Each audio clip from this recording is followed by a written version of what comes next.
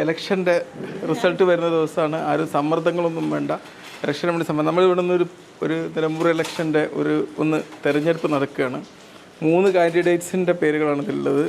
നമ്മുടെ പ്രിയപ്പെട്ട മഹദി സുജു ആണ് നറുക്കെടുക്കുന്നത്. ഓക്കെ, സുജു നറുക്കെടുക്കും. ഓക്കെ, അത് വായിക്കൂ. നമുക്ക് നോക്കാം ഏത് സ്ഥാനാർത്ഥിയാണ് ജയിച്ചത് എന്ന് നമുക്ക് ആവേശത്തോടെ നോക്കാം. എന്താണ് എഴുതിയത്? വായിക്കൂ. എന്താണ് എഴുതിയത്?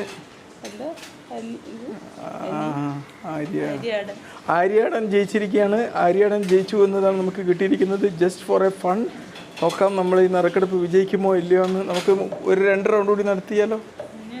അപ്പോൾ 1ാം റൗണ്ടിൽ ആര്യാടൻ ജയിച്ചിരിക്കുകയാണ്.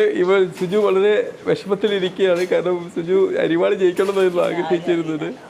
ഇപ്പോൾ ഇവിടെ കൈപ്പത്തി ജയിച്ചതാണ് നമ്മൾ കാണുന്നത്. ഓക്കെ, നമുക്ക് നോക്കാം നമ്മളുടെ സുജു എടുത്ത ഈ നറുക്കെടുപ്പ് വിജയിക്കുമോ ഇല്ലയോ എന്നുള്ളത് നമുക്ക് ആകാംക്ഷയോടെ ഇന്നത്തെ വോട്ടെണ്ണലിന് ശേഷം നമുക്ക് തിരിച്ചറിയാം. ഓക്കെ സുജു, 2 നറുക്കപ്പൊടി എടുക്കണോ? വേണ്ട, മതി. ഓക്കെ, എല്ലായിടത്തും ആര്യാടൻ എഴുതി വെച്ചോ എന്നൊരു ഡൗട്ടുണ്ട്. ബാക്കി ഒന്ന് വായിക്കി. ഇതിൽ ബാക്കി നമുക്ക് കിട്ടാത്ത നറുക്കെടുക്കാരതാണെന്ന് നോക്കൂ. കിട്ടാത്ത നറുക്കാട് ഇതൊക്കെയാണെന്ന് നോക്ക്. അല്ല, ബാക്കി നമ്മൾ പറ്റിച്ചോ എന്ന് വിചാരിക്കാൻ പാടില്ലല്ലോ.